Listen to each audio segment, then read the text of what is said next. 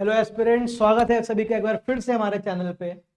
जो हमारे regular viewers हैं, जो हमको पहले से देखते हुए आ रहे हैं, वो जानते होंगे कि ये चैनल का नाम थिंक टैंक ट्यूटोरियल्स था। Think tank tutorials has now been officially renamed as think tank UPSC. ये इसलिए करा गया है जिससे कि हम अपनी टारगेट ऑडियंस को ज्यादा अच्छे से क्लैरिटी से टारगेट कर पाए। ठीक है, आपको भी क्लैरिटी रहेगी, हमें भी क्लैरिटी रहेगी, हम क्या आपके सामने पेश करना चाहते हो, हम किस तरह के बच्चों को क्या कैटर करना चाहते हैं। ठीक है, तो आज का जो वीडियो है वो एक नई शुरुआत है। किस चीज की? इससे पहले हमने करा है, इससे पहले हमने करा था करंट अफेयर सीरीज, जो कि बहुत रेलिवेंट थी यूपी पीसीएस एग्जाम के लिए। अगर आपने वो सीरीज फॉलो करी है तो आपको यूपी पीसीएस एग्जाम में वहां से डायरेक्ट क्वेश्चंस देखने को मिले होंगे। इसी दौर को आगे बढ़ाते हुए अब हम चालू करने जा रहे हैं यूपीएससी 2025 प्रीलिम्स को टारगेट करते हुए रिवीजन सीरीज थ्रू एमसीक्यूज। किससे बेटा? Through MCQs. ओके, हाँ। तो हम इस सीरीज के थ्रू क्या करेंगे? देखिए, हम पूरी लक्ष्मीकांत को from head to toe cover करेंगे एमसीक्यूज के थ्रू, चैप्टर वाइज। हम हर चैप्टर से उठा उठा के एमसीक्यू स्टडी करेंगे और कॉन्सेप्ट को समझेंगे कि कैसे हमसे कमीशन जो है वो एमसीक्यू में उनको डाल के पूछ सकता है, कहां हमको कंफ्यूज कर सकता है, कहां पे घुमा सकता है और कैसे उसको हैंडल करना है। देखो, एमसीक्यू फॉर्मेट से पढ़ाने का यही फायदा है कि आप पढ़ तो सब लेते हो। लक्ष्मीकांत सबने पढ़ी है, एक बार नहीं 50 बार पढ़ी होगी, लेकिन क्वेश्चन जब आता है ना, क्वेश्चन हमको उस एक वर्ड पे, उस एक पॉइंट पे ना घुमा देता है, और हम जहां पे मार्क्स नहीं खोना चाहिए वहीं मार्क्स खोकर आ जाते हैं, और वहीं पे हम रेस में बहुत पीछे हो जाते हैं और कट ऑफ से वही 2 3 1 नंबर से पीछे रह जाते हैं। तो इस सीरीज का पूरा फोकस इसी तरह पर, इसी चीज पर रहेगा कि आपको इतना ट्रेन कर दिया जाए एमसीक्यूज के थ्रू कि आप कोई भी कॉन्सेप्ट से क्वेश्चन आए तो उसको बड़ी आसानी से टैकल कर ले जाएं। इस पूरी सीरीज में हम पूरी लक्ष्मीकांत को खत्म करने वाले हैं। ठीक है, एम आई क्लियर? साथ ही साथ मैं आपको समझाता भी जाऊंगा, आपका रिवीजन भी होता जाएगा। ओके, चलो, तो बिना किसी टाइम वेस्ट करे हम स्टार्ट करते हैं अपना आज का वीडियो और पढ़ते हैं revise polity through MCQs UPSC prelims 2025 series. ठीक है, making of the constitution, constitutional development, preamble and एक और चैप्टर है सेलिएंट फीचर्स। ठीक है, चलिए, तो पहला question, which of the following statements best describe constitutionalism. देखो, आपको पता होगा कि अब यूपीएससी क्या करता है, थ्योरी से बहुत क्वेश्चन पूछता है। आप चाहे 2021 का प्रीलिम्स देख लो, चाहे 22 का, चाहे 23 का, चाहे 24 का, इस पार्ट को हल्के में लेके बिल्कुल नहीं छोड़ना है। क्वेश्चन यहां से आएगा और आप अगर इसको बस 10 मिनट भी दे दो ना अच्छे समझने के लिए, अंडरस्टैंडिंग डेवलप करने के लिए, इनफ है। ठीक है, आप सारे क्वेश्चन कर ले जाओगे। देखते हैं पहला क्वेश्चन किसके बारे में पूछ रहा है? कॉन्स्टिट्यूशनलिज्म के बारे में। बेटा, किसके बारे में?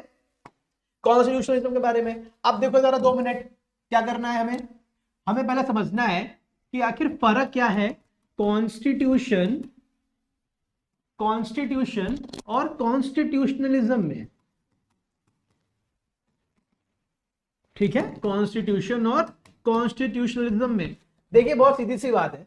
कॉन्स्टिट्यूशनलिज्म एक कॉन्सेप्ट है, एक स्पिरिट है जिसके थ्रू हमारे कॉन्स्टिट्यूशंस वर्क करते हैं। लेकिन कॉन्स्टिट्यूशन क्या है? एक डॉक्यूमेंट है, सेट ऑफ रूल्स है, डूज एंड डोंट्स है, जो गवर्नमेंट को लिमिट करता है, बोलता है आपको ये करना है। हम इंडिविजुअल्स को, सिटीजन्स को क्या देता है? कई तरीके का राइट्स देता है, एक्सेट्रा एक्सेट्रा। कॉन्स्टिट्यूशन सबको पता है। अब ये फर्क क्या है दोनों में? देखो बेटा, कॉन्स्टिट्यूशनलिज्म एक ऐसी स्पिरिट है, ऐसी एक कॉन्सेप्ट है जो डेमोक्रेटिक प्रिंसिपल्स और फ्री राइट्स, है ना, आपके सेक्युलरिज्म और जितने भी वेलफेयर स्टेट और डेमोक्रेसी से रिलेटेड कॉन्सेप्ट्स हैं उनको एस्टैब्लिश करने में मदद करता है। एग्जांपल समझाता हूं कि कॉन्स्टिट्यूशन तो किसी भी देश का हो सकता है। एक डिक्टेटरशिप में भी ना, देखो, एक डिक्टेटरशिप में भी डूज एंड डोंट्स हो सकते हैं, है ना, ये करना है, ये नहीं करना है। एक मोनार्की में भी, माफ कीजिएगा, एक मोनार्की में भी डूज एंड डोंट्स हो सकते हैं, है ना, कि ये करना है, ये नहीं करना है, ये सेट ऑफ रूल्स हैं। तो उसको भी आप टेक्निकली कॉन्स्टिट्यूशन बोल सकते हो। आप टेक्निकली कॉन्स्टिट्यूशन बोल सकते हो, भाई सेट ऑफ रूल्स है, ये करना है, नहीं करना है। But is that monarchy, is that dictatorship has the spirit of constitutionalism? No, that is the fundamental difference. बहुत बेसिक सी बात है, इसको दिमाग में बैठा लो। अब अगर इतना ही समझ गए ना तो आपको मेजोरिटी ऑफ द क्वेश्चंस बन जाएंगे। चलो, जो क्वेश्चन है वही देख लेते हैं। Statement 1, constitutionalism provides a system of effective restraints upon governmental action. Constitutionalism is a doctrine that a government's authority is determined by a body of laws or constitution. अभी मैंने एग्जांपल दिया ना मोनार्की और डिक्टेटरशिप का। Dictatorship में आपने set of rules तो बना दिए, कॉन्स्टिट्यूशन तो बना दिया, अब आप उसको फॉलो नहीं कर रहे हो, उसको फॉलो नहीं कर रहे हो। जर्मनी थी जो हिटलर की जर्मनी, उसमें क्या था, सेट ऑफ रूल्स नहीं थे क्या? बिल्कुल थे। हर डिक्टेटरशिप में आपको देखने को मिलेगा सेट ऑफ रूल्स, भाई ये रूल्स, पर उसको फॉलो नहीं होता है। The government does not work according to the constitution, the government does not align with the constitution, the government is not limited with the according to the constitution। तो क्या उनके गवर्नमेंट में, उनके देश में कॉन्स्टिट्यूशनलिज्म फॉलो हो रहा है? नहीं हो रहा है। यही है पूरा कॉन्सेप्ट, ठीक है। तो कॉन्स्टिट्यूशनलिज्म क्या है? गवर्नमेंट की अथॉरिटी डिटरमाइन करता है बाय बॉडी ऑफ लॉज और कॉन्स्टिट्यूशन। एब्सोल्युटली ट्रू, बिल्कुल ठीक है। पहला स्टेटमेंट तो ऑब्वियसली ठीक है। तो इसका करंट आंसर बच्चों क्या हो जाएगा? करेक्ट पूछ रहा है, बेस्ट डिस्क्राइब्स बोथ, ठीक है, क्लियर। ये आपको अंडरस्टैंडिंग बनानी होगी, ऐसे क्वेश्चन पूछता है। आपने 2024 प्रीलिम्स में देखा कि उसने फैक्चुअल पूछ लिया, 22, 23, 21 में देखा कॉन्सेप्ट्स ही कॉन्सेप्ट्स, है ना, दोनों तरीकों के लिए। Prepare for the worst and expect the best. Okay, चलो। A constitution is classified in which of the following categories on the basis of evolution? देखो दो कैटेगरीज होती हैं, एक तो इवॉल्व्ड होता है। इवॉल्व्ड क्या है आपको पता होगा। फॉर एग्जाम्पल ब्रिटिश कॉन्स्टिट्यूशन, जो ट्रेडिशंस और कन्वेंशन से धीरे धीरे इवॉल्व होके आज जिस स्टेट में है वहां पहुंचा है, ठीक है, आज जिस स्टेट में वहां पहुंचा है। आपको पता होगा ब्रिटिश पार्लियामेंट जो है, सॉरी ब्रिटिश कॉन्स्टिट्यूशन जो है वो ज्यादातर किस पे, कन्वेंशन पे बेस्ड है, आज भी अनरिटन है ना।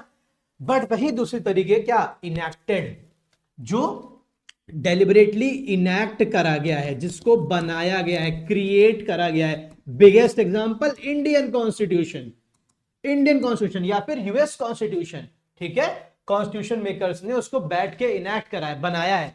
तो यही दोनों है टाइप, यही दोनों है टाइप। क्या हो जाएगा आंसर? ओनली 2, है ना, डॉक्यूमेंटेड नहीं होता है, ओनली 2। चैप्टर आपको लक्ष्मीकांत में मिलेगा, ये न्यू एडिशंस हैं, लक्ष्मीकांत ने एडिशंस करे हैं, you know that is important, ठीक है। और एडिशंस करे ही क्यों हैं? क्योंकि ये पूछा जा रहा है, इससे क्वेश्चंस आ रहे हैं। चलो, consider the following statements with regard to constitutional development in India. It asserted, पहले स्टेटमेंट्स देख लेते हैं फिर कमांड देखते हैं। It asserted the sovereignty of British टाउन over the company's territories in India. It allowed the Christian missionaries to come to India. It authorized the local government in India to impose taxes on persons. They could also punish the person for not paying taxes. It ended the activities of East India Company as a commercial body, which became a purely administrative body. अब पूछ रहा है, how many of the above provisions were enacted to Charter Act 1813? Constitutional development, भाई बहुत important topic है, चाहे कुछ भी हो जाए, एक क्वेश्चन डेफिनेटली आपको प्रीलिम्स में इस टॉपिक से देखने को मिलेगा, ठीक है। तो चार्टर एक्ट 1813 के हिसाब से इसमें से क्या सही है? बिल्कुल सही है ना। क्रिश्चियन मिशनरीज बहुत फेमस है, पता होगा ये, है ना। हाँ, ये याद रखो, ये भी है, टैक्सेस इंपोज करने का अलाउ करा था, और जो नहीं करेगा उसको पनिश करने का प्रोविजन भी था। तो ये तीनों तो ठीक है एकदम। It ended the activities of east India company ना, ये किसने करा था? ये करा था 1833 ने। अभी आगे इसको भी पढ़ेंगे, ओके। और मुझे बताओ 1813, अभी का नाम जब पढ़ेंगे तो सब करते चलेंगे।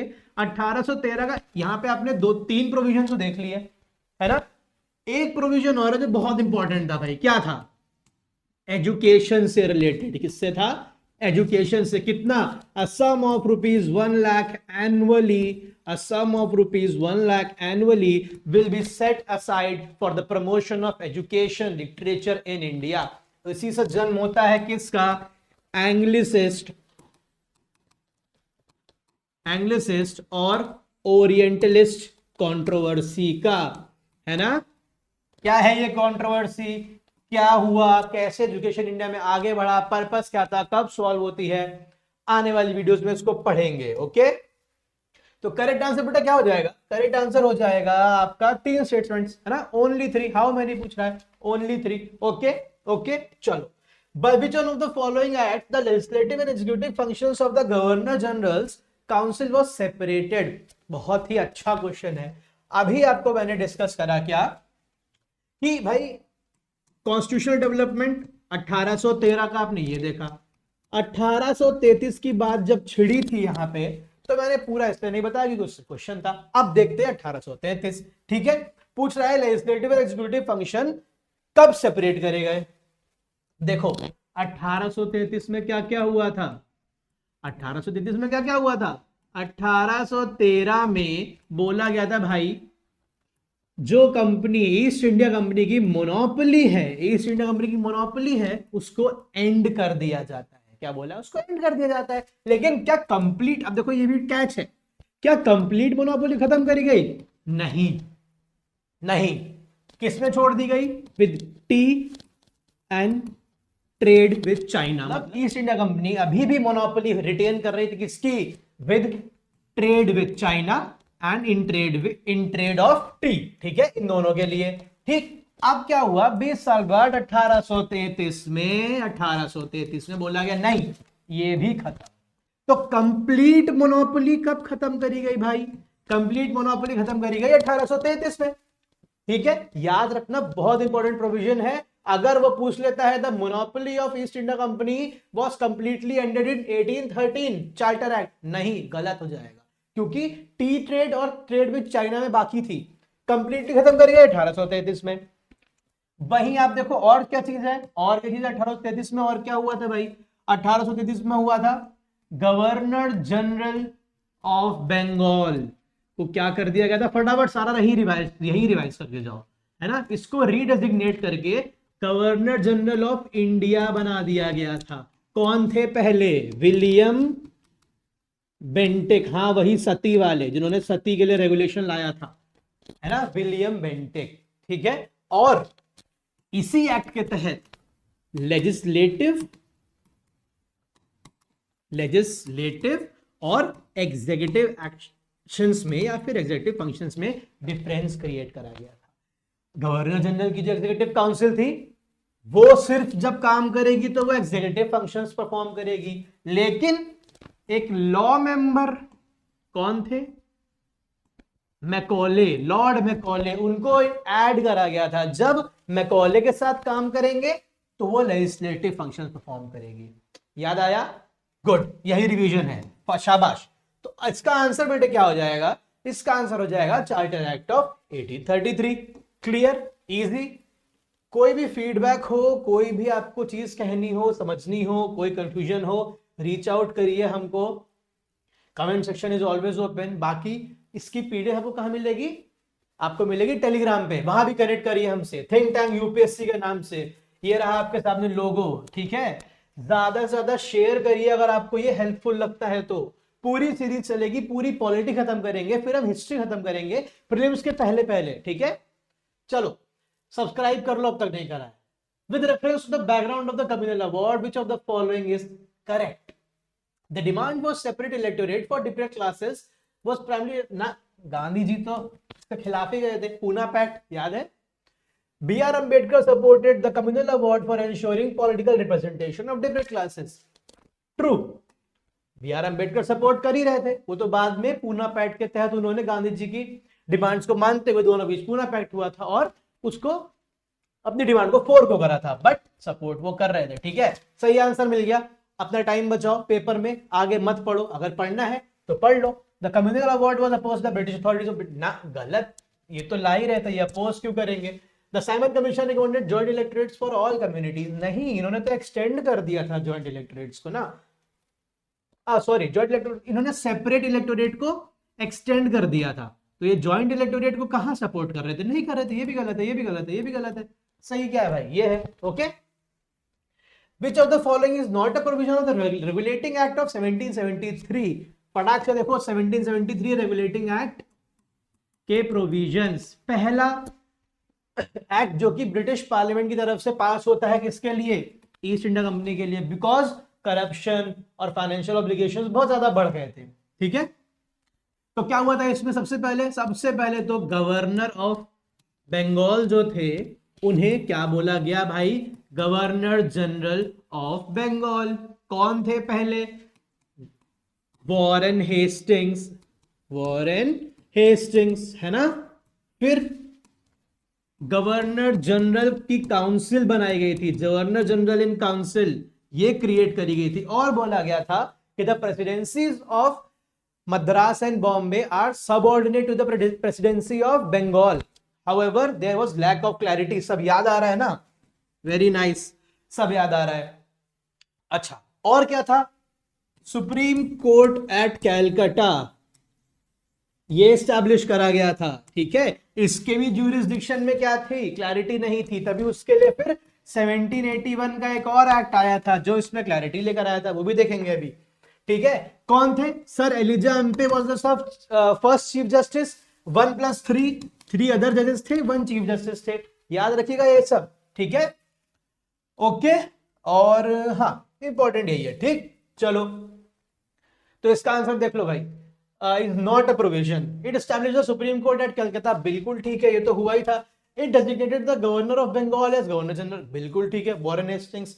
It prohibited the servants of company from engaging in any private trade, बिल्कुल true, absolutely.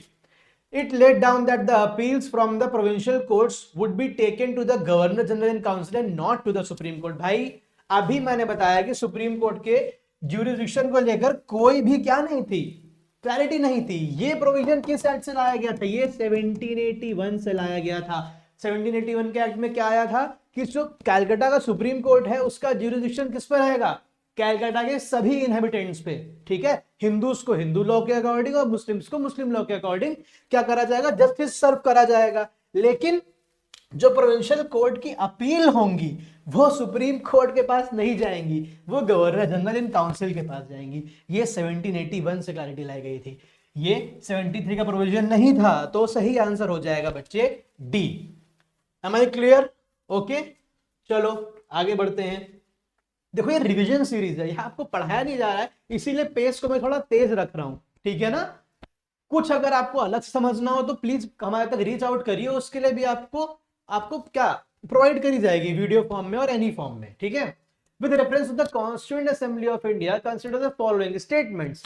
It was set up under the cabinet mission plan of 1946। True. The members were directly elected by people of India. No, the members were indirectly elected by the provincial assemblies. याद रखिएगा, ये बहुत important point है। ठीक है, यहीं पे घुमाता है। Doctor Rajendra Prasad was the chairman of the drafting committee. नहीं यार, ये तो सबको पता है। अंबेडकर साहब, डॉक्टर BR अंबेडकर, है ना? तो क्या पूछा है? कौन सा करेक्ट है? केवल एक ही करेक्ट है। कौन सा? पहला वाला। Clear? Okay. Consider the following pairs regarding the schedules of the Indian constitution.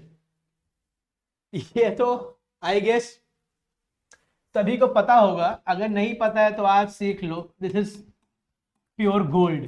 Tears of old PM। भाई 12 शेड्यूल है, 12 शेड्यूल है हमारे कॉन्स्टिट्यूशन में, गिन लो। 1 2 3 4 5 6 7 8 9 10 11 12। शुरू करते हैं। पहला टेरिटरीज, है ना? इंडियन टेरिटरीज के बारे में किसमें है? यहां पर है। ई से एम्यूलमेंट्स के बारे में है, एम्यूलमेंट्स के बारे में है। ए से एफर्मेशंस के बारे में है, एफर्मेशंस में। अच्छा, मेरा एक सवाल है, ये ओथ और एफर्मेशन में डिफरेंस क्या है? ओथ और एफर्मेशन हमेशा आपको कहीं एक वर्ड नहीं मिलेगा, दोनों मिलेंगे एक साथ। तो मुझे बताओ ओथ एंड एफर्मेशन में क्या है फर्क? देखो मैं बताता हूं। ओथ एंड एफर्मेशन में जो एक होता है ओथ, एक होता है एफर्मेशन। अच्छा, ओथ क्या हो गया? आपको एक तरीके से सेक्रेट टेक्स्ट पे या सेक्रेट तरीके से क्या कसम खिलाते हैं कि मैं ऑनेस्टी से अपनी चेयर पे सर्व करूंगा, ये वो। अब मान लो कोई इंसान नास्तिक है, फिर क्या करोगे आप? सो ओथ किस लिए? आस्तिक लोगों के लिए जो भगवान में मानते हैं, है ना? तो अगर कोई नास्तिक है तो उसको कैसे दिलाओगे? उसके लिए अफर्मेशन है। याद रखना, ये हालांकि कभी काम हो सकता है आए ना आए, लेकिन एज एन एस्पिरेंट भी छोड़ दो, as an inform citizen you should know all this. ठीक है, तो मैंने जब यहाँ पे बोला एफर्मेशन, तो क्या सिर्फ एफर्मेशन दी है यहाँ पे? नहीं, ओथ भी दी है, याद करने के पर्पस के लिए है बस। ठीक है, थर्ड शेड्यूल क्या हो गया? Oath and affirmation. Fourth schedule है आर। कहां है आर? तो एलोकेशन, आर फॉर राज्यसभा, तो allocation of seats to Rajya Sabha, ये किसमें है? फोर्थ शेड्यूल में। फिफ्थ शेड्यूल शेड्यूल्ड एरियाज, है ना, scheduled areas, sixth schedule other tribal areas. ओ कौन से स्टेट से भाई, कमेंट सेक्शन में बताओ, कुछ स्पेसिफिक स्टेट्स के साथ अलग से डील करता है सिक्स शेड्यूल, बताओ जरा कमेंट सेक्शन में। एफ क्या है, seven schedule federal list, federal list ना, फेडरल लिस्ट, स्टेट यूनियन और कॉन्करेंट लिस्ट, सेवन शेड्यूल। फिर आया एट शेड्यूल, ओ ऑफिशियल लैंग्वेजेस, क्या बेटा, ऑफिशियल लैंग्वेजेस। एल कौन सा शेड्यूल है, नाइन्थ। अच्छा एल फॉर लैंड रिफॉर्म्स से याद कर लो, है ना, ninth schedule very famous, land reforms के लिए क्रिएट करा गया था, याद है, हाँ। The ten schedule defection, anti defection यहां पर है। फिर आया 11 schedule, P panchayat, M 12 schedule municipalities. ये है आपका एब्रीविएशन, ये आप कभी नहीं भूलोगे, और आपको शेड्यूल से क्वेश्चन स्टेट पीसीएस में तो आपको देखने को मिलेगा ही मिलेगा, यूपीएससी भी पूछ सकता है, कोई बड़ी बात नहीं है। तो अब हम सॉल्व करते हैं अपना क्वेश्चन। फिफ्थ शेड्यूल हमने क्या देखा भाई, फिफ्थ शेड्यूल ओ नहीं सॉरी एस शेड्यूल्ड एरियाज ना। देखो भाई क्या बोल रहा है, administration of scheduled areas and tribal scheduled tribes, बिल्कुल सही है। Seven schedule division of power between centre and states, बिल्कुल ठीक है। Ninth schedule languages recognised by constitution, नहीं ये क्या है, लैंग्वेजेस का तो एट्थ है, और ये क्या है, नाइन्थ आपका लैंड रिफॉर्म्स के लिए जो इसमें डाल दिए जाते हैं वो इम्यून होते हैं किसके, जुडिशियल रिव्यू के। ये भी एक डिबेटेबल लाइन है, आगे देखेंगे, इसको क्वेश्चन है इस पे, ठीक है। Which of the pairs given above are correctly matched, only two are correct, how many होना चाहिए ना यहाँ पे, हाँ हाउ मेनी, तो भाई दो सही है, ओके। चलो आगे बढ़ते हैं। The term union of state in the Indian constitution signifies that, very important, बहुत ही conceptual understanding based question है। पहले आप मुझे ये बताओ कि क्या आपको यूनियन और फेडरेशन में फर्क पता है बेटा। India that is a union of states, article 1, India that is Bharat is a union of states. अच्छा तो फेडरेशन क्या है, यूएसए देखा है ना, क्या हुआ यूएसए का, आपने अगर हिस्ट्री पढ़ा है तो यूएसए में जितने भी स्टेट्स हैं आज के नाम, आज के टाइम पे 50 हैं, जब यूएस बना था तब कम थे, तो they decided to come together and form a union, है ना, and form a common centre, साथ में आकर उन्होंने कहा हम एक देश बनाएंगे। तो जो यूएसए का यूनियन है, जो यूएसए कंट्री है, it is a result of coming together of many states and signing a common document, common agreement कि हम साथ हैं। तो जो वैसा सेटअप होता है वो क्या कहलाता है, वो फेडरेशन कहलाता है, जहां पे स्टेट्स की अपनी ओन एग्जिस्टेंस है, जहां पर स्टेट्स आर नॉट डिस्ट्रक्टेबल, आप समझ रहे हो, आर नॉट डिस्ट्रक्टेबल। बट अब इंडिया के सेंस में अगर देखो तो ऐसा नहीं है, India is the union, but there is a catch, Indian constitution में दोनों देखने को मिलते हैं, union as well as federal features, ठीक है। तभी इंडिया को क्या बोलते हैं, an indestructible union of destructible states. India के लिए क्या है, India is an indestructible union of destructible states, मतलब इंडिया का यूनियन तो indestructible, you can not, India से नहीं कोई स्टेट कह सकता कि हमें इंडियन यूनियन में नहीं रहना है, हमें अलग निकल के जाना है ना। यूएसए में कह सकता है, बिल्कुल कह सकता है। इंडिया में क्या है, हाँ यूनियन से कोई अलग नहीं जा सकता है स्टेट, ठीक है, but indestructible union of destructible states, आपको पता है आर्टिकल 3 के तहत यूनियन चाहे तो किसी भी स्टेट के एग्जिस्टेंस को खत्म कर सकता है, ठीक है। तो इंडिया के, इसीलिए इंडिया को क्या बोला जाता है, इंडिया के सेटअप को क्वासी फेडरल, क्या बोला जाता है, क्वासी फेडरल। इस टर्म पे आगे चर्चा करेंगे, क्लियर है कि नहीं है, ये क्लियर है, चलो ओके। तो यूनियन ऑफ स्टेट्स का क्या मतलब है, states can secede from the Indian union, ना भाई अभी तो बताया, बिल्कुल भी नहीं। States have autonomy but can not secede from the union, hold on. States and union have equal powers, no. India is a confederation, no. ये सही है, स्टेट्स के पास ऑटोनॉमी, तो इसीलिए इंडिया को क्वासी फेडरल बोला जाता है, मतलब कि कुछ फेडरल फीचर्स भी है, कुछ यूनिटी भी है, but India is a federation with a unitary बायस। बहुत से कॉन्सेप्ट्स हैं डिस्कस करने को, साथ में बने रहिए। I am sure, I can guarantee you कि ये वीडियो एंड होते होते आपके सारे कॉन्सेप्ट्स एकदम रूट से क्लियर हो जाएंगे, ठीक है बेटा। Who among the following was not a member of drafting committee of the Indian constitution? Easy है, जवाहरलाल नेहरू नहीं थे, आपको पता होगा, है ना। बी आर अम्बेडकर, कृष्ण स्वामी अय्यर, के एम मुंशी, और कौन थे, कितने लोग थे? बेटा कमेंट में बताओ जरा, ये याद होना बहुत जरूरी है। सारे नाम कमेंट सेक्शन में होने चाहिए कि कौन कौन थे ड्राफ्टिंग कमेटी के मेंबर। चेयरपर्सन तो बी आर अम्बेडकर थे, पता होगा आपको, नेहरू जी नहीं थे। ओके चलो, the idea of residuary powers in the Indian constitution is derived from which country? अब देखो रेसिड्यूरी पावर्स क्या होती है। देखो कॉन्स्टिट्यूशन ने हमारे 7 शेड्यूल के तहत 3 लिस्ट बनाई है, यूनियन, स्टेट और कॉन्करेंट। अब भगवान तो है नहीं कॉन्स्टिट्यूशन बनाने वाले भी, जिन्होंने कल देखा हो आने वाला। तो मान लो कोई सब्जेक्ट रह गया, कोई सब्जेक्ट रह गया जो ना यूनियन में है, ना स्टेट में है, और ना ही कॉन्करेंट लिस्ट में है, तो उसको हम लोग रेसिड्यूरी सब्जेक्ट ट्रीट करते हैं। ठीक है, तो अगर ऐसा कोई सब्जेक्ट आ जाए सामने जो इन तीनों लिस्ट में मेंशन नहीं है, तो उस पर लॉ बनाने की पावर, आई एम सॉरी, तो उस पर लॉ बनाने की पावर किसके पास है? तो ये है हमारे सेंटर के पास। बेटा किसके पास है? सेंटर के पास। अब ये प्रोविजन कहां से लिया गया? ये प्रोविजन लिया गया है कनाडा से। किससे लिया गया है? कनाडा से। अब जरा बहुत इंपॉर्टेंट टॉपिक छिड़ गया है। अब टॉपिक छिड़ गया है सोर्सेज ऑफ इंडियन कॉन्स्टिट्यूशन। बेटा क्या छिड़ गया है? सोर्सेज। बहुत इंपॉर्टेंट है, पूरा फैक्चुअल है, याद कर लो, नंबर ले जाओ। चलो कनाडा की ही पहले बात करते हैं। तो कनाडा से क्या क्या लिया गया है? पहला तो जो हमारा फेडरल स्ट्रक्चर है, जो हमारा फेडरल स्ट्रक्चर है वो कहां से लिया गया बेटा? कनाडा से लिया गया है। रेसिड्यूरी पावर्स कहां से ली गई हैं? कनाडा से ली गई हैं। क्लियर? और क्या लिया गया है? अपॉइंटमेंट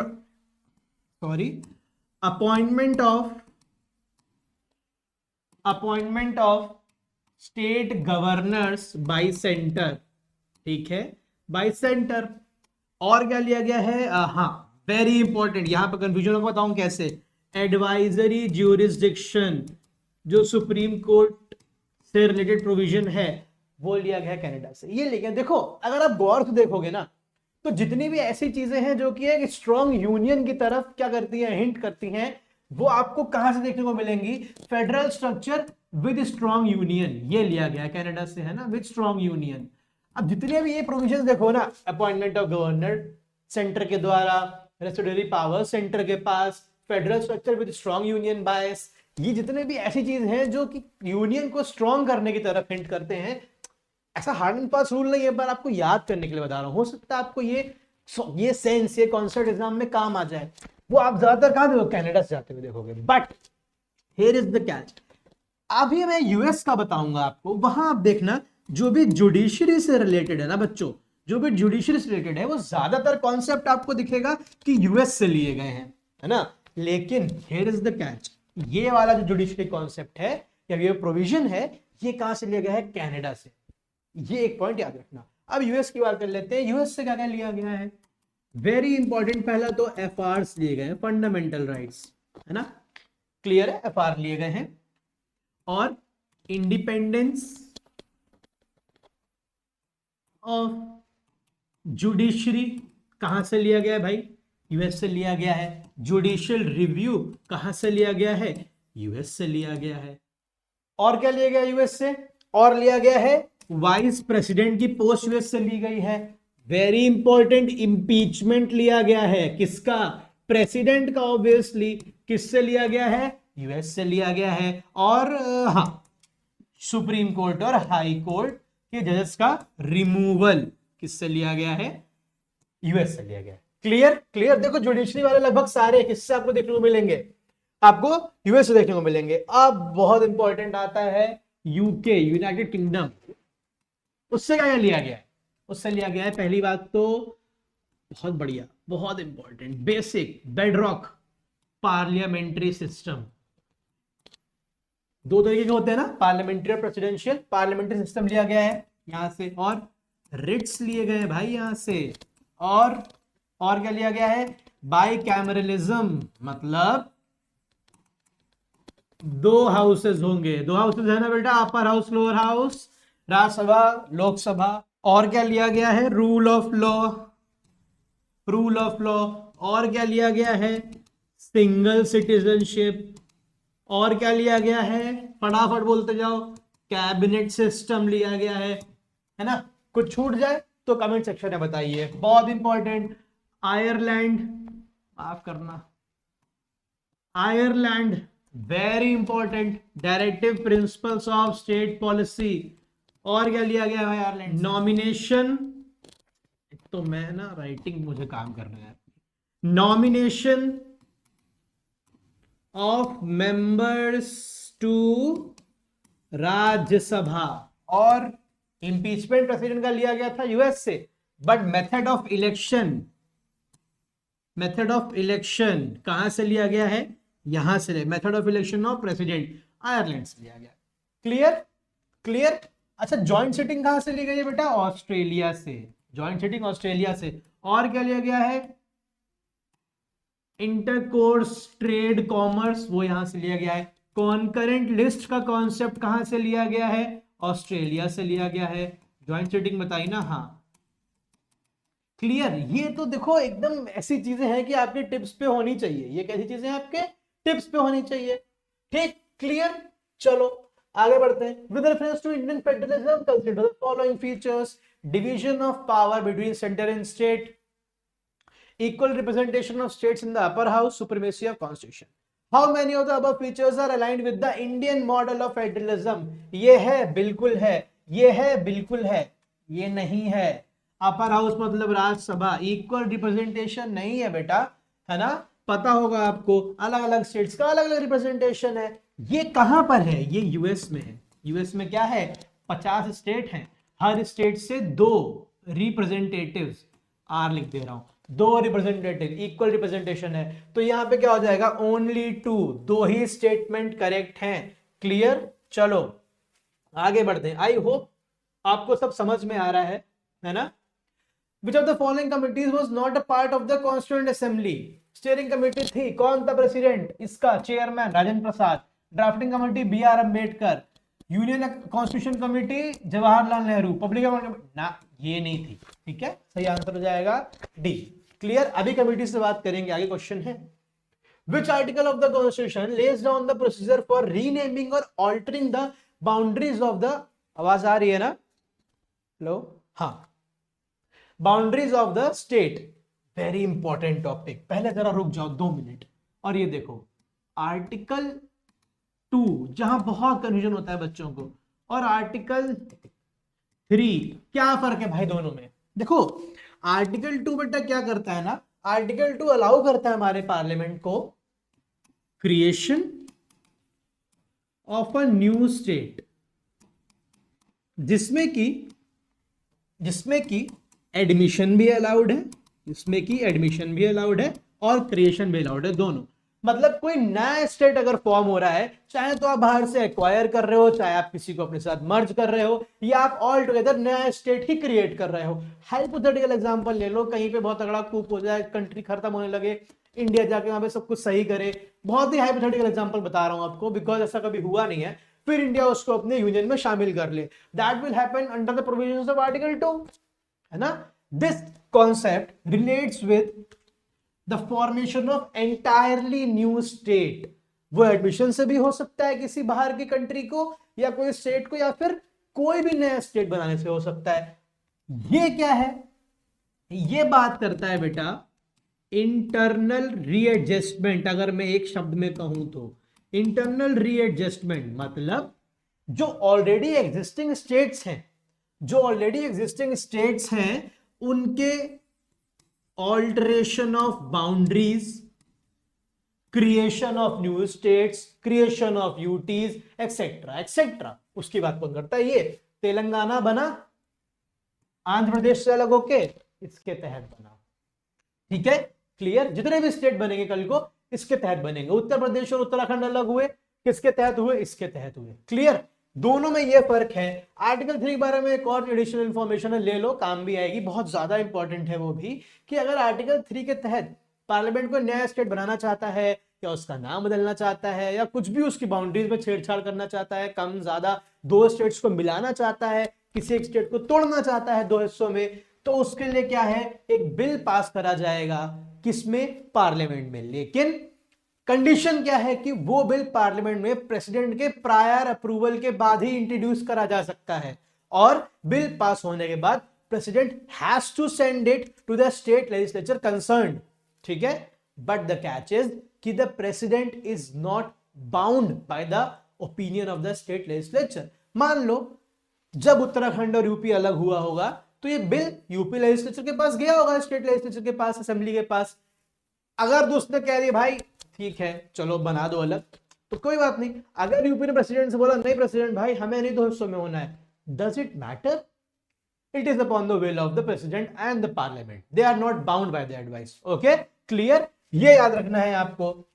मेरा एक क्वेश्चन है, ये तो चलो ये हो गया, मिलाने की बात हो रही है। अगर आपको कोई क्या करना है, अगर आपको कोई अपना टेरिटरी का हिस्सा या फिर अपने लैंड का हिस्सा किसी दूसरी कंट्री को देना है, वो किस आर्टिकल के तहत होगा? वो किसी आर्टिकल के तहत नहीं होगा। उसके लिए आपको याद करना पड़ेगा, क्या याद करना पड़ेगा? बांग्लादेश के साथ अभी जो रिसेंटली हुआ था 100 कॉन्स्टिट्यूशनल अमेंडमेंट, याद है, land boundary agreement. Supreme court ने बोला था कि India can not do this, या फिर गवर्नमेंट या parliament can not do this without a constitutional amendment. क्यों भाई? बिकॉज याद करो फर्स्ट शेड्यूल, वहां पे आपको अमेंडमेंट करना पड़ेगा। क्लियर? क्लियर? तो ये अंडर आर्टिकल 368 होगा। Okay, clear? चलो वापस आओ। Which article of the Constitution lays down the procedure for renaming or altering the boundaries of the state? अब क्लियर है, article 3 is the correct answer. Article 3 is the correct, सब revise हो रहा होगा। The idea of reunion of states on a linguistic basis was first recommended by which commission? फजल अली। बोला था भाई कर दो, बहुत मारकाट हो गई थी, बहुत प्रोटेस्ट हो गया था। एक बार याद करो टाइमलाइन, एक बार टाइमलाइन याद करो फटाफट। क्या हुआ था? 1948 डॉक्टर राजेंद्र प्रसाद सेटअप करते हैं धर कमीशन। जून लिख दूं, क्यों अभी बता रहा हूं। धर कमीशन, कौन सी कमीशन? धर कमीशन। किसके लिए? रिऑर्गेनाइजेशन के लिए। धर कमीशन बोलते हैं administrative convenience, integrity of India, security of India, union of people, ये सब देते हैं क्या? रेशनल की इस बेसिस पे होना चाहिए, ठीक है। फिर दिसंबर 1948 में ही जेवीपी पट्टाभी सीतारामैया वल्लभ भाई पटेल जवाहरलाल नेहरू कमेटी बनाते, इसने भी लिंग्विस्टिक बेसिस को रिजेक्ट कर दिया और बोला unity of India, integrity of India etcetera, ये सारे दिए इसने। फिर क्या होता है भाई? फिर एक शख्स थे पोट्टी श्रीरामुलु, वो जाते हैं फास्ट ऑन टू डेथ पे कि भाई हमें तो आंध्र प्रदेश चाहिए, क्या करो, मैं जा रहा हूं हंगर स्ट्राइक पे। उनकी डेथ हो जाती है, उनकी डेथ हो जाती है। तो इसी से फिर बहुत प्रदर्शन हो जाता है और बहुत ही फोर्सफुली आंध्र प्रदेश का क्रिएशन करना पड़ता है गवर्नमेंट को। किससे? मद्रास से कार्व आउट करके, है ना, मद्रास से कार्व आउट करके। और इसी के बाद फिर बाकी स्टेट्स भी क्या, उनकी भी डिमांड इंटेंसिफाई हो जाती है और बनती है फजल अली कमीशन। बेटा क्या बनती है? फजल अली कमीशन 1953 में। और फजल अली कमीशन को इतना प्रेशर था, मानना पड़ता है कि यस ओके लिंग्विस्टिक बेसिस। अब देखो इसका भी कैच है, इसने वन स्टेट वन लैंग्वेज की थ्योरी को रिजेक्ट कर दिया। इसने बोला okay linguistic basis can be a criteria for creation of new state, but it can not be the sole or the primary criteria. The primary or the most important criteria should be administrative convenience, ठीक है, याद रखिएगा। तो did it accept linguistic basis? Yes, it did accept, but did it name it the only method या फिर only criteria या फिर the sole criteria? No, ठीक है, याद रखिएगा। आंसर फजल अली है। उसके बाद इसी के रिकमेंडेशन में क्या पास होता है? State reorganisation act 1956, 14 states and 6 union territories. Am I clear enough? Okay. Consider the following statements about preamble, very important, ठीक है। Preamble is neither a source of power to legislature nor a prohibition upon the powers of legislature. Absolutely true. As it is line दी गई है लक्ष्मीकांत में, है ना, याद होनी चाहिए आपको। It is non justiciable in nature. Absolutely, मतलब it cannot be enforced by the court. Okay, चलो तो ये क्या दोनों ही करेक्ट है बेटा, करेक्ट पूछ रहा है ना, बोथ। क्लियर, आगे बढ़ते हैं। प्रियम्बल बहुत क्वेश्चन है, देखेंगे। In which of the following cases supreme court opined that the preamble is not a part. अब आई कहानी, देखो प्रियम्बल की कहानी बहुत इंटरेस्टिंग है। प्रियम्बल है कि नहीं पार्ट कॉन्स्टिट्यूशन का, अब तो है, बट सबसे पहले बेरूबारी यूनियन केस आया था एक, बेरूबारी यूनियन केस आया था एक, उसमें सुप्रीम कोर्ट बोलता है preamble is the key to the constitution, या फिर to the mind of the makers of the constitution. अब की है, ताला है, अलग अलग है ना, और क्लियरली बोला भी सुप्रीम कोर्ट ने कि तो प्रियम्बल पार्ट नहीं है कॉन्स्टिट्यूशन का। क्लियर, लेकिन फिर उसके बाद केशवानंदा भारती, केशवानंदा भारती केस में सुप्रीम कोर्ट बोलता है नहीं भाई, वी वर रॉन्ग, है ना, preamble is an integral part of what, of constitution.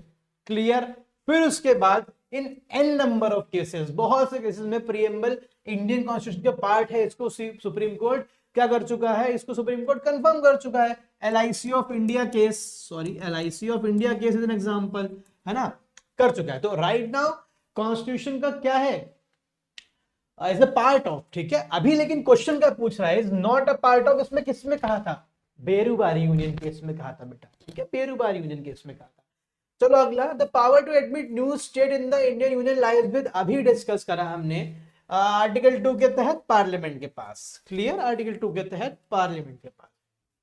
Consider the following statement regarding the making of the constitution. अच्छा, the drafting of the Indian Constitution was influenced by Government of India Act 1935। अभी हम sources देख रहे थे ना, हमने बहुत देखा, US, UK, Ireland etcetera etcetera, सबसे बड़ा source government of India act 1935 था बेटा।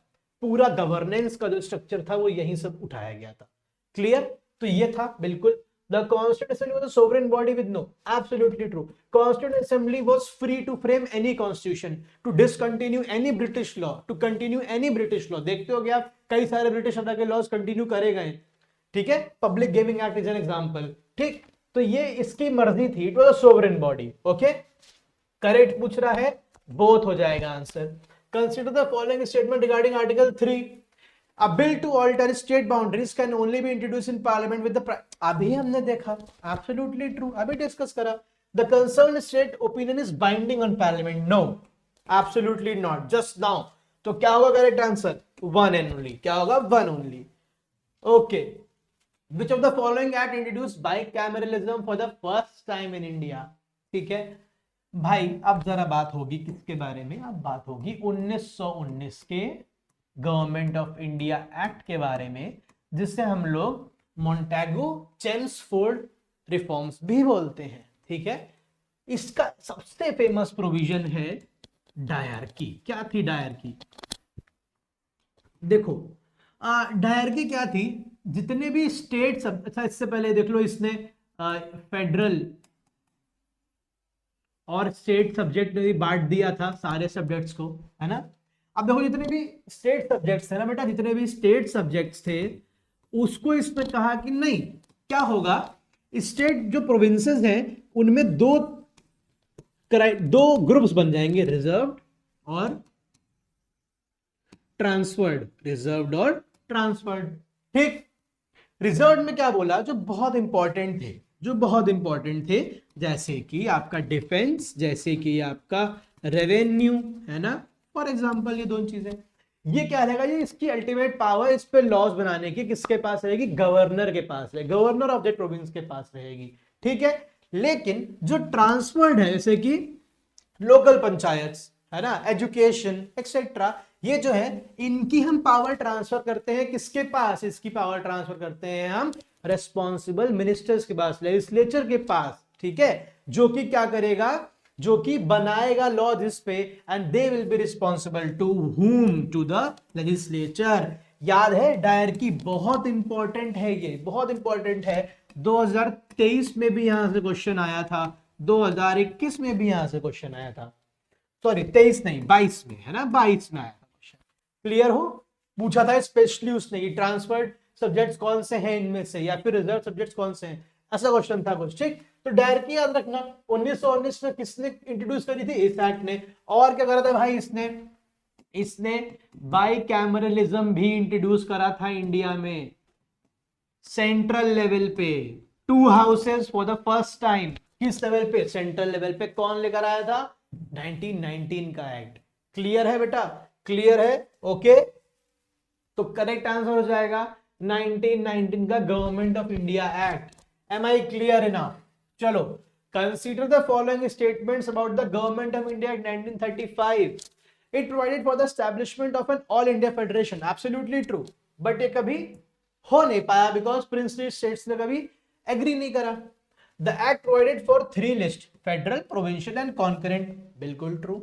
While the residuary powers vested with the central legislature. Now this is the catch. ना ये किसके? ये वॉइस रॉय के पास था। यहां फंसा लेगा। किसके पास रेसिडुअरी पावर्स था? वॉइस रॉय के पास। ठीक है, याद रखना। It provided for the appointment of an auditor general of India. बिल्कुल ठीक है, बिल्कुल ठीक है, ये हुआ था। Bicameralism in the provinces. Absolutely true. 1919 किसने लेकर आया? फॉर द फर्स्ट टाइम ये था सेंटर में, यूनियन में। प्रोविंसेस में कौन लेकर आया? प्रोविंसेस में ये लेकर आया। 11 प्रोविंस थे उस समय, उसमें से 6 में बाइकैमरलिज्म ले आया। 2 हाउसेस वर एस्टैब्लिश्ड। ओके, तो विच of the how many of the statements given above correct? बेटा 3 आर करेक्ट। हाँ, 3 आर करेक्ट। ये वाला करेक्ट नहीं है, तो हो जाएगा ओनली 3। Clear enough? अच्छा, 1935 में और भी प्रोविजंस थे। 1935 में और भी प्रोविजंस थे। वो क्या थे हम आगे डिस्कस करेंगे। क्वेश्चन है, ओके, क्वेश्चन है। ये आपको आइडिया देने को बता देता हूं मैं अभी। और क्या था बेटा? इसने डायरकी को क्या कर दिया था बेटा? प्रोविंसेस से खत्म कर दिया था। गॉन। क्या ले आया था? Provincial autonomy. याद होगा ना, बहुत इंपॉर्टेंट है। प्रोविंसेस को नॉट 100% बट बहुत हद तक की ऑटोनॉमी मिल गई थी। Okay, provincial autonomy. और पब्लिक सर्विस कमीशन यही लेकर आया था। Federal public service commission, provincial public service commission, as well as joint public service commission का कॉन्सेप्ट भी लेकर आ गया था ये। ठीक है, और क्या इंपॉर्टेंट है? हाँ, RBI, reserve bank of India का प्रोविजन भी यही लेकर आया था कि एस्टैब्लिश करा जाएगा। Okay, am I clear? चलिए, ऐसे फटाफट रिवाइज करना है बच्चों। अच्छा, 9th शेड्यूल के बारे में पूछ रहा है, इंपॉर्टेंट है। कहा था ना, आगे बात करेंगे। 9th schedule was introduced by first constitutional amendment to protect land reforms from judicial review. Absolutely true, है ना? All laws placed in the 9th schedule are immune from the scrutiny of the judiciary? Question mark. देखो होता गया है, कहानी सुनो। देखो, judicial review एक ऐसी चीज है जो हमारे कॉन्स्टिट्यूशन का बेसिक स्ट्रक्चर का पार्ट है। ठीक है, पहले तो क्या हुआ? पहले तो ये हुआ कि जो भी लॉज इसमें डाल दिए जाते थे 9th शेड्यूल में, है ना, आज उन लॉज की संख्या वो 12-13 तक शुरू हुई थी। आज उन लॉज की संख्या लगभग 280 है। मतलब कुछ भी करना है उसको डाल दो 9th शेड्यूल में, वो जुडिशियल रिव्यू से। आर्टिकल 31 में दिया गया है बेटा। आर्टिकल 31 की लैंग्वेज क्या है? 31B की all the laws that are put under 9th schedule will be immune from judicial review या फिर will not be considered null and void even if they violate the fundamental rights। ये तो गलत हो जाएगा ना फिर। Supreme court Kesavananda Bharati case में कहता है कि भाई ऐसा नहीं है। जुडिशियल रिव्यू क्या है? डॉक्ट्रिन ऑफ बेसिक स्ट्रक्चर का पार्ट है। तो अगर आप ऐसा कर दोगे तो आप डॉक्ट्रिन ऑफ आप बेसिक स्ट्रक्चर को क्या कर रहे हो? इन्फ्रिंज कर रहे हो। वो तो पॉसिबल ही नहीं है ना? तो फिर इसको लाया गया 9th शेड्यूल को जुडिशियल रिव्यू के किस में लाया गया? एम्बिट में लाया गया। अभी यहां पे एक और कैच है। फिर आईआर कोहलो केस में कहता है, सेम चीज रिपीट करता है और ये भी बोलता है कि जो एक्ट 1973 में हुआ था ना, जो एक्ट 1973 के पहले पास कर दिए गए हैं, ठीक है, वो वैलिड रहेंगे। बट इसके बाद जो रहेंगे वो क्या रहेंगे? They are not immune from judicial review. याद रखिएगा ये चीज। तो अब ये क्या बोल रहा है? All laws placed in the are immune. नहीं, ऐसा नहीं है, ये गलत है। अभी हमने देखा कैच क्या है। तो भाई थर्ड पॉइंट पढ़ लो। In the IR Coelho case supreme court rule that even laws in the 9th schedule are subject to doctrine of basic structure. Absolutely true. ठीक है, तो क्या सही आंसर हो जाएगा? सही आंसर हो जाएगा ओनली 2। 2 स्टेटमेंट इनकरेक्ट पूछा है। वाह, ये भी तो देखना है, यहां पे नहीं खराब करना है। ओनली 1, एक ही स्टेटमेंट इनकरेक्ट है। ठीक है, कितना इनकरेक्ट है? 1 इनकरेक्ट है। चलो, Consider the following statements about the Constituent Assembly. It was indirectly elected by provincial. अभी बताया था, absolutely true. The drafting of constitution was completed in 2 years, 11 months and 18 days. It's a fact and it's worth remembering. Absolutely true. Objective resolution moved by Jawaharlal Nehru from the basis of preamble. बिल्कुल ठीक है, easiest. Indian constitution was adopted on January 26, 1950 to mark the historic day of India's first symbolic. Absolutely true. 26 जनवरी भाई 1930 after a month of Lahore session ये symbolic independence day मनाया गया था। ठीक, clear? कितने करेक्ट है? सारे ही करेक्ट हैं, 1 2 3 एंड 4। क्लियर? हम 4 चैप्टर्स कवर कर रहे हैं बहुत ही हॉलिस्टिकली। ओके, याद रखिएगा ये बहुत इंपॉर्टेंट होने वाला है। पूरी वीडियो देखिए, इसको हम 2 पार्ट्स में लेकर आएंगे। 50 क्वेश्चन अभी करेंगे, बहुत लंबी वीडियो ना हो जाए इसलिए 50 क्वेश्चंस हम अगले पार्ट में करेंगे। ठीक है?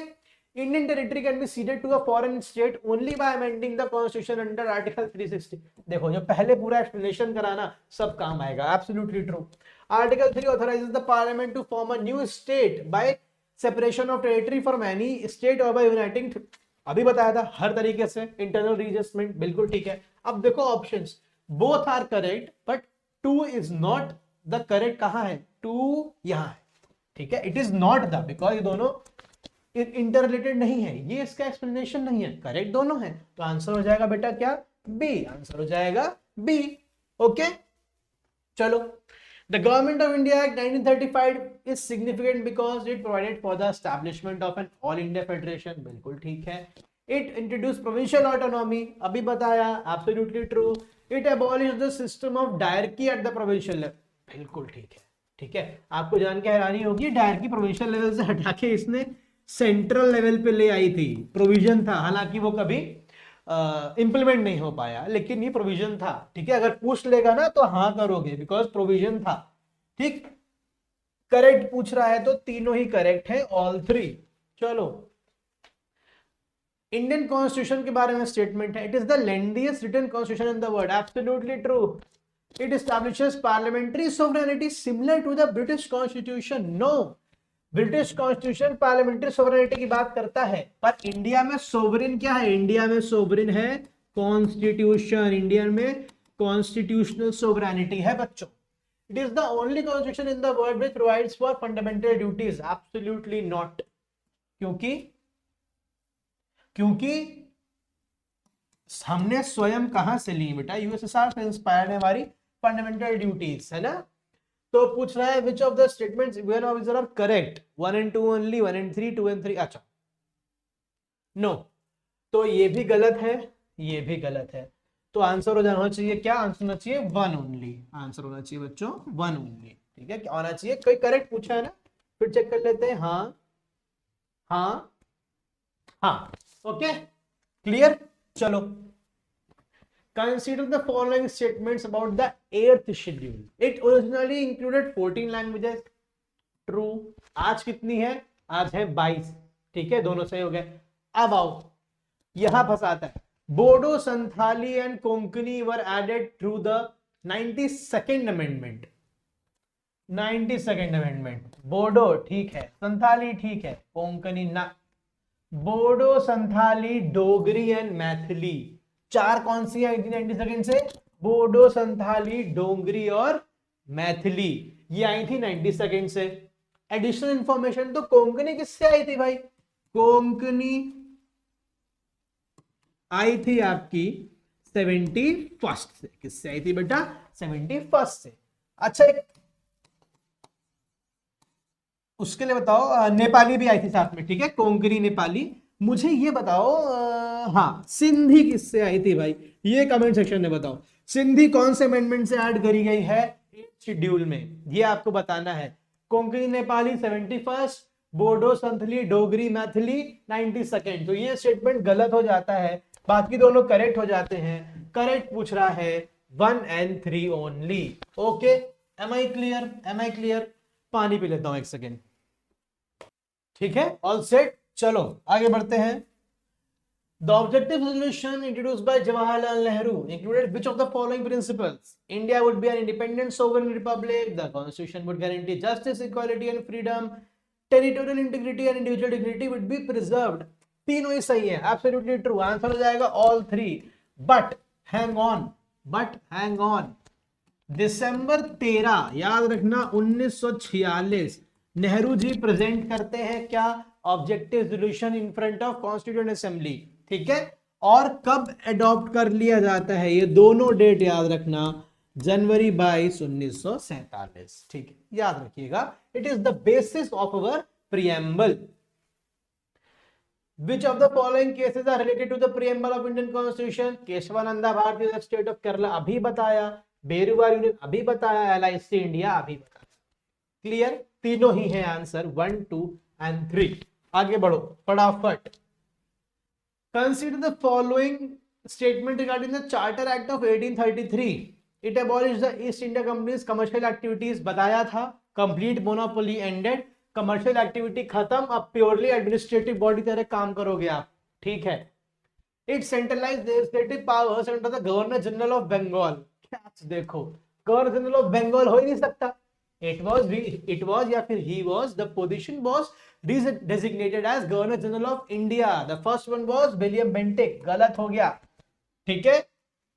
It introduced the principle of civil servant recruitment based on merit, absolutely true, ये हुआ था, लेकिन ये कभी रियलाइज नहीं हो पाया। कोर्ट ऑफ डायरेक्टर्स और बाकी ऑफिशियल से बहुत प्रेशर था, ठीक है, बिकॉज नेपोटिज्म वर देयर, अपना आदमी रखते थे। बट 1853 का चार्टर एक्ट जो आएगा ना बाद में, उसमें इसको एक स्टेप आगे ले जाया गया, बोला गया कि नहीं, अब ओपन कॉम्पिटिशन से क्या होगा, रिक्रूटमेंट होगा। मैकॉले कमेटी बनाई गई जो कि उसको बोला गया आप काम करो इस पे, कैसे एग्जाम कंडक्ट कराना है, क्या कराना है, ठीक है। तो यहां पे आपको 2 ठीक है, तो ओनली 2, ओके।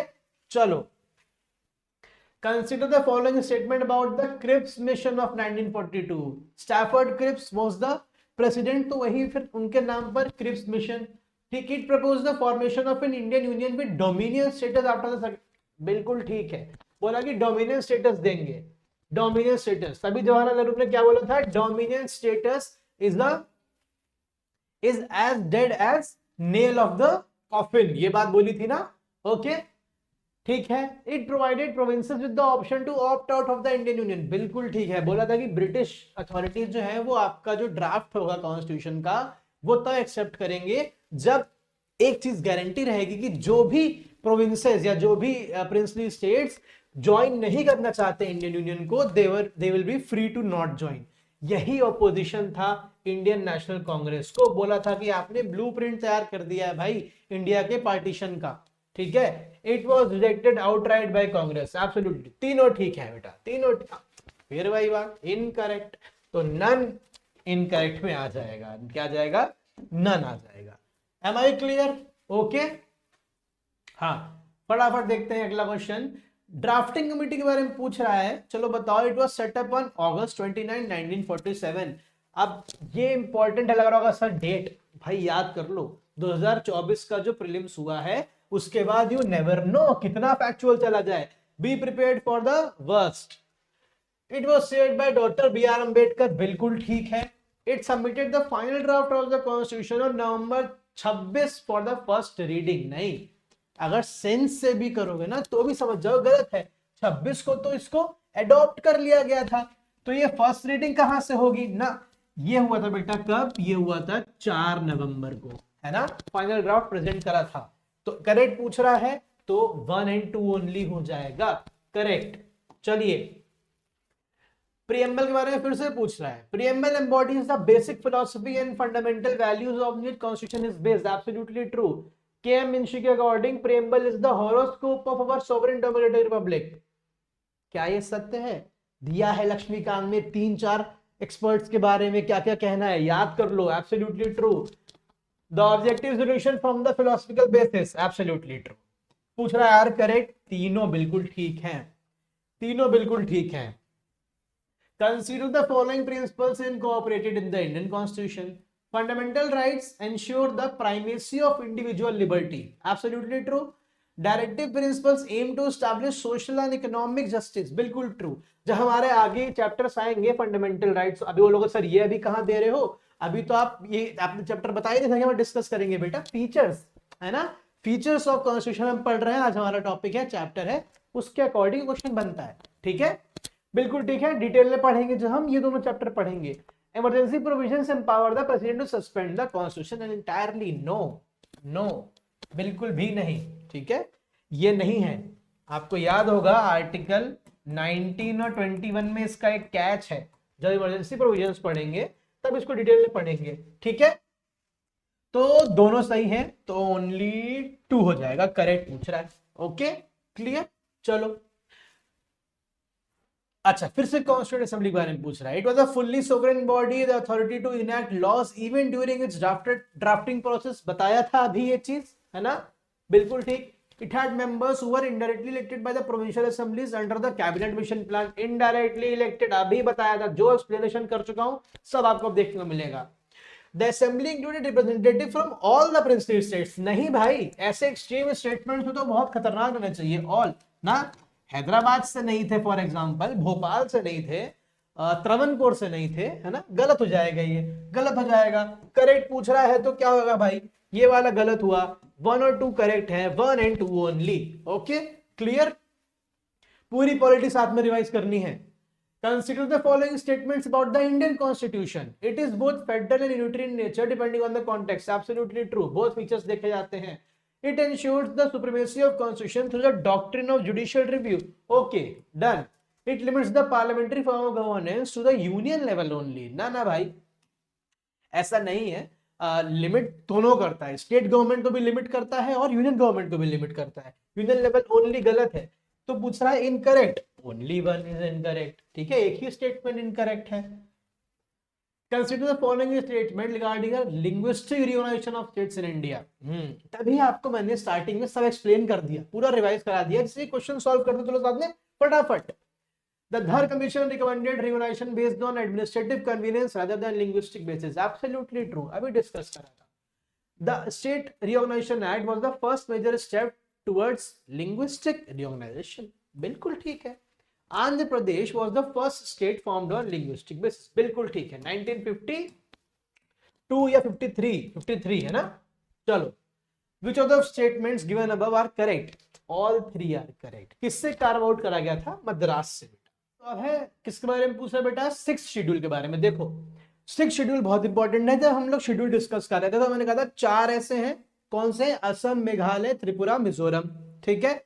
इनके जो ट्राइबल एरियाज हैं उनको अलग से डील करता है क्या? 6th schedule. अब देखो मैं और आपसे चीज पूछता हूं, आप ये बताओ फिर 5th शेड्यूल और 6th शेड्यूल में फर्क क्या है? क्यों दोनों को अलग अलग क्या करा, अलग अलग क्यों करा, है ना? जैसे मान लो ये है, इनको भी आप 5th शेड्यूल में दे देते, क्या फर्क है 5th और 6th शेड्यूल में? देखो 5th शेड्यूल के जो है ना, वो ज्यादातर जो आप पढ़ोगे, the nature of protection given is economic, the nature of protection given is very very economic. 6th schedule को जब आप देखोगे, कायदे से पढ़ोगे, तो आपको दिखाई पड़ेगा कि जो ट्राइबल एरियाज हैं, ट्राइबल कम्युनिटीज हैं असम, मेघालय, त्रिपुरा, मिजोरम की, वो क्या है? सोशियो कल्चरल, पॉलिटिकल, इकोनॉमिक, हर तरीके का होलिस्टिक प्रोटेक्शन प्रोवाइड करता है। कभी देखना, गौर से पढ़ना, तब समझ पाओगे ये चीज, अब ज्यादा ध्यान समझ पाओगे। फिर से पढ़ना एक बार। तो 6th शेड्यूल में क्या है? इन 4 एरियाज के बारे में बात करता है। और क्या है बेटा? चलो देख लेते, चलो। It provides for autonomous council in certain tribal areas of north east India. आप देखो नेम नहीं करा है, लेकिन सर्टेन ट्राइबल एरियाज बोल दिया है, although general but technically it is correct, तो ठीक है। अच्छा, ऑटोनॉमस काउंसिल देखिए 6th शेड्यूल क्या बात करता है? बोलता है कि ये जो 4 स्टेट्स हैं, इनमें गवर्नर के पास पावर है कि जहां पे ट्राइबल कम्युनिटीज डोमिनेट करती है, उनकी पॉपुलेशन ज्यादा है, उनके प्रिजर्वेशन के लिए, सेफ्टी ऑफ द कम्युनिटी के लिए आप क्या है, उस एरिया को डेजिग्नेट कर सकते हो क्या? एक ऑटोनॉमस रीजन। बेटा क्या कर सकते हो? ऑटोनॉमस रीजन, जिसके आप गवर्नेंस के लिए, एडमिनिस्ट्रेशन के लिए district councils and regional councils बना सकते हो। डिस्ट्रिक्ट काउंसिल्स को हम लोग ऑटोनॉमस काउंसिल्स भी कह देते हैं, बना सकते हो। दैट ऑटोनॉमस काउंसिल और district council will have legislative powers to make laws on special subjects, जैसे कि जो कि ट्राइबल कम्युनिटीज के लिए रेलेवेंट है, जैसे कि फॉरेस्ट का मैनेजमेंट के ऊपर लॉज बना सकती है, land. Although all these types of laws require the assent of the governor, उस assent of the governor final law बनने के लिए, ठीक है। तो आपने जो ऑटोनॉमस काउंसिल देखी, ये किसके लिए है? 6 शेड्यूल की जो ट्राइबल एरियाज 4 स्टेट हैं उनके लिए। पहला बिल्कुल ठीक है। Autonomous council under 6 schedule have legislative powers on specified matters, बिल्कुल ठीक है, अभी बताया, बिल्कुल ठीक, बिल्कुल ठीक। The provisions of the 6 schedule apply to all tribal areas Indian, नहीं नहीं नहीं नहीं, अभी 4 स्टेट का देखा ना हमने। अच्छा, मेरा एक सवाल है कि ये जो फिर जो डिस्ट्रिक्ट काउंसिल्स है ना, ऑटोनॉमस काउंसिल्स, इनका कैसे इलेक्शन होता है भाई? इनका इलेक्शन होता है एडल्ट सफरेज, मतलब इलेक्शन से प्लस नॉमिनेशन बाय गवर्नर। 4 लोगों को गवर्नर नॉमिनेट करता है और 26 आते हैं यहां से, टोटल 30 लोग की बॉडी होती है। Am I clear enough? ठीक है। They have legislative powers on certain specified matters. Correct पूछ रहा है तो आंसर हो जाएगा 1 and 2 ओनली। ठीक बच्चों? विच of the following is not a federal feature? अब बात आ गई है कि इस पे यूनिटरी और फेडरल जो बताया था, समझाया था स्टार्टिंग में। अच्छा, मुझे क्वेश्चन चाहिए आपसे। ऐसे मैंने इस पेपर में क्या करा है, इस सेट में चैप्टर को एक साथ नहीं रखा है। जैसे मेकिंग ऑफ द कॉन्स्टिट्यूशन है तो मेकिंग ऑफ द कॉन्स्टिट्यूशन के सारे क्वेश्चन एक साथ नहीं रखे। फीचर्स ऑफ द कॉन्स्टिट्यूशन है तो उसके सारे क्वेश्चन एक साथ नहीं रखे, जम्बल्ड है, जिससे कि एग्जाम में भी ऐसे आता है ना, सारे थोड़ी ना एक साथ आते हैं। और जिससे कि आपको मैं पहले समझा सकूं, आप फिर बाद में कितना रिटेन कर रहे हो ये भी हो जाए।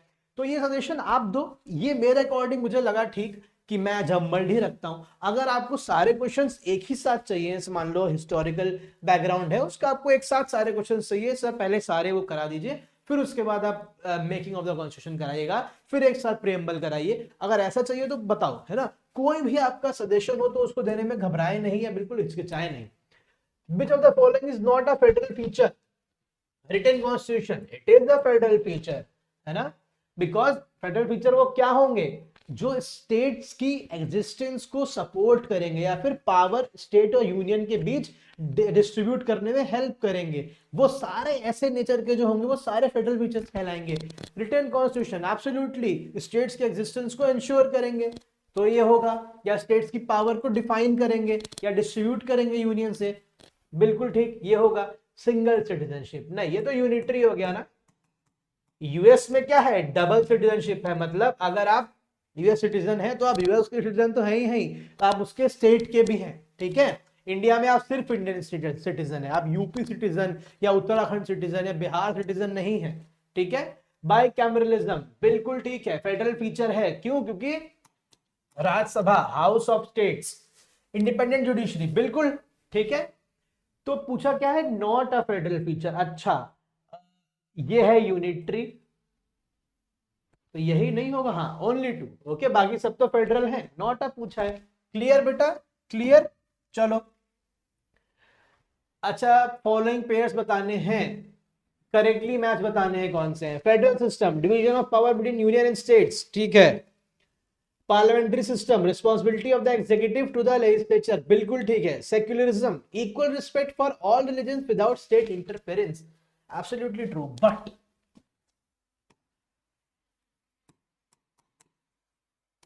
आप मुझे क्या बता सकते हो, इंडियन मॉडल और वेस्टर्न मॉडल ऑफ सेक्युलरिज्म में क्या फर्क है? ये मुझे आप बताओ कमेंट सेक्शन में, मैं अगली वीडियो में डिस्कस करूंगा इसको आपके साथ। पर आप मुझे ये बताइए कि ये आखिर क्या है ना। बिकॉज अगर ये स्टेटमेंट को, जो ये स्पेशल रीजन है विदाउट स्टेट इंटरफेरेंस, अगर हम इसको जनरल कॉन्टेक्स्ट से पढ़ेंगे सेक्युलरिज्म के, तो ये स्टेटमेंट ठीक है। बट अगर स्ट्रिक्टली वो इंडियन कॉन्स्टिट्यूशन के कॉन्टेक्स्ट से पूछ रहा है ना बेटा, तो यहाँ पे फिर हेर फेर हो जाती है। मैं इसको गलत की कैटेगरी में रखूंगा। थोड़ा डिस्कस ही कर देता हूं यार। देखो क्या होता है, इंडियन सेक्युलरिज्म कॉन्सेप्ट जो है ना, वो ये बोलता है कि स्टेट इंटरफेरेंस नहीं कर सकता है रिलीजन में, ऐसा नहीं है। स्टेट किसी एक रिलीजन को या फिर किसी एक रिलीजन ही को फेवर नहीं कर सकता या फिर टारगेट नहीं कर सकता है ना। आप रिलीजन बेसिस पर टैक्सेस नहीं लगा सकते हो, जैसे जजिया था ना पहले टाइम पे, वैसा कोई टैक्स आप नहीं लेके आ सकते हो, ठीक है। इंडियन स्टेट क्या कर सकता है, सारे रिलीजन्स को क्या कर सकता है, प्रमोट कर सकता है, सारों को उनके कल्चरल डेवलपमेंट में उनकी हेल्प कर सकता है। मतलब जो इंडियन मॉडल ऑफ सेक्युलरिज्म है, जो इंडियन कॉन्स्टिट्यूशन एस्टैब्लिश करता है, वो स्टेट और रिलीजन को एकदम सेपरेट नहीं करता है रिजिडली, है ना, बट क्या करता है, किसी एक के प्रति बायस होने से रोकता है। बट अगर भैया वेस्टर्न मॉडल ऑफ सेक्युलरिज्म को देखोगे तो वो क्या करता है, पोल्स अपार्ट रखता है दोनों को। तो अगर इस स्टेटमेंट को आप इंडियन कॉन्टेक्स्ट में देखोगे, क्योंकि क्वेश्चन में क्या बोला है, इंडियन कॉन्स्टिट्यूशन, तो ये आपको बेटा गलत करना पड़ेगा, ठीक है, ये गलत करना पड़ेगा, ठीक है, विदाउट स्टेट इंटरफेरेंस गलत हो जाएगा। तो ये हो जाएगा आंसर 1 एंड 2 करेक्ट हो जाएंगे। Am I clear, am I clear. Single citizenship, integrated judiciary, all India services, division of power between union states, क्या पूछ रहा है, फीचर्स को कंसीडर करिए और बताइए यूनिटरी फीचर्स कौन से हैं इसमें। Single citizenship, absolutely, integrated judiciary. अब आप बोलोगे सर अभी आपने इंडिपेंडेंट बोला और अब इंटीग्रेटेड बोल लो, भाई इंडियन मॉडल ऑफ जुडिशरी जो है that is integrated and independent. Integrated मतलब at the hierarchy there is supreme court at the top, then there are high courts, then there are district courts, ये सब जुड़े हुए हैं आपस में, चेन हायरार्कल है ना, अपील्स लेके जाते हो ना, हायरार्की है, ये इंटीग्रेटेड है, ये आ गया यूनिटरी में, but at the same time ये इंडिपेंडेंट भी है, इंडिपेंडेंट भी है। तो वो किधर ले जाएगा, वो ले जाएगा, वो इंडिपेंडेंट वाला फीचर जो है वो फेडरल में चला जाएगा और इंडिपेंडेंट वाला, इंटीग्रेटेड वाला यहां पे आ जाएगा। Clear? Because it hints at integrated judiciary hierarchy, supreme court at the top, high court से अपील किया सुप्रीम कोर्ट ने फैसला बदल दिया, हायरार्की है टॉप पे, तो ये यूनिटरी किधर, यूनिटरी बायस दिखा रहा है ना, तो ये किस में आ जाएगा, ये आ जाएगा यूनियन में, यूनिटरी फीचर में। All India services, absolutely true, IAS IPS forest service तीन ही है ना हमारी, ऑल इंडिया सर्विस, तो वो यूनिटरी कैसे दिखाती है आप,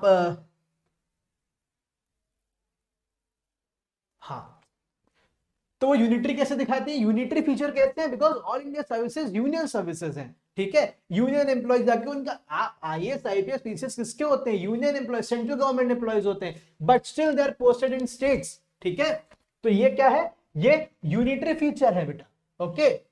division of power between union and states ना, ये तो पता ही है, ये तो बेडरॉक है फेडरल सिस्टम का, ये तो बेडरॉक है, बेसिक है, ओके। तो हो जाएंगे only 3। Clear? Clear? We are approaching the end of our video. अगर आपने अभी तक लाइक नहीं करा है तो प्लीज लाइक करिए और शेयर करिए ऐसे और भी वीडियोस के लिए। Consider the following statements about the residuary powers, easy है, बहुत डिस्कस कर चुके हैं, फटाफट करते हैं। In the states no centre, पहला गलत, हाँ बिल्कुल ठीक है, अगर जो 3 लिस्ट में नहीं भाई तो रेसिडुअरी यही बताया, inspired by the Canadian constitution, absolutely true, तो 2 एंड 3 करेक्ट हो जाएंगे बेटा, है ना, 2 एंड 3 करेक्ट हो जाएंगे। चलो, how many of the committees of the constituent assembly were not headed by Rajendra Prasad? Committee on rules of procedure, बिल्कुल राजेंद्र प्रसाद जी ने हेड करा था। यूनियन पावर कमेटी, नहीं, नेहरू, ये किसने, नेहरू ने हेड करी थी। Steering committee Rajendra Prasad, head of committee on national, बिल्कुल ठीक है, 3 हेड करी थी, 1 नहीं करी थी। क्या पूछ रहा है, नॉट हेडेड, तो ओनली 1 हो जाएगा। Am I clear? With reference to the union and its territory, consider the following statements. Article 1 of the Constitution describes India as a federation of states. नहीं, union of states.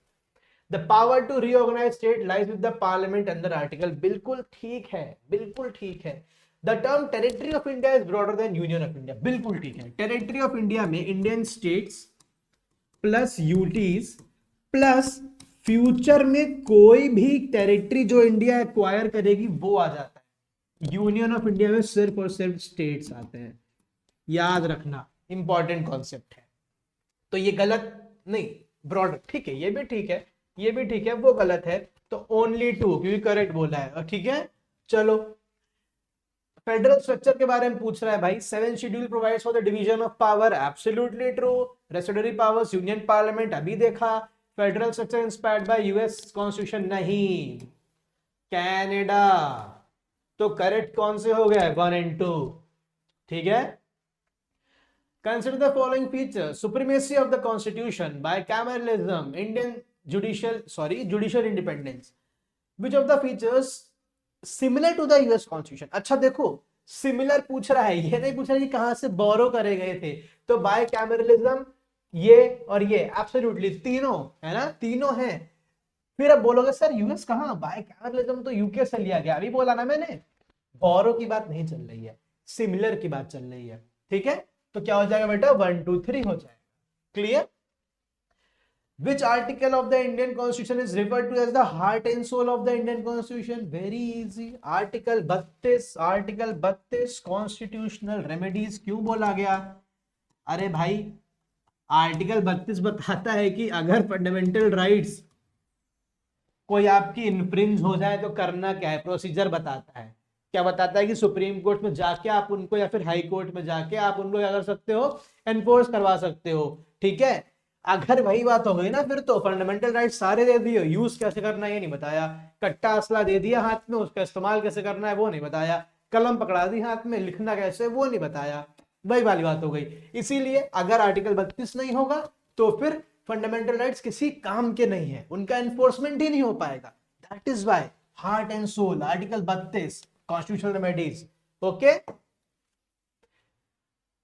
Okay, which of the following is not correctly matched? Adoption of national flag जुलाई 22 को ही हुआ था, ये ठीक है। Adopted the national anthem जनवरी 24 को ही हुआ था, ये ठीक है। Elected doctor Rajendra Prasad as the first president November 26, 1900, नहीं, ये भी जनवरी 24 को ही हुआ था, याद रखिएगा। ठीक है बेटा, यही गलत है, यही गलत है, तो सही आंसर यही होगा। नॉट पूछ रहा है ना।